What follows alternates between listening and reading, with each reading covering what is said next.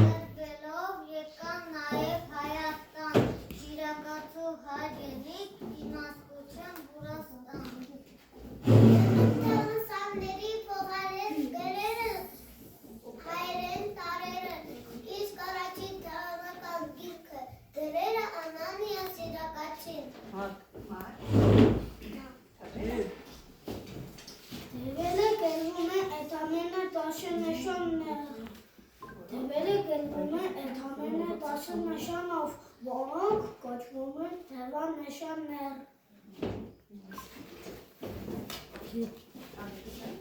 Ալեքսանդր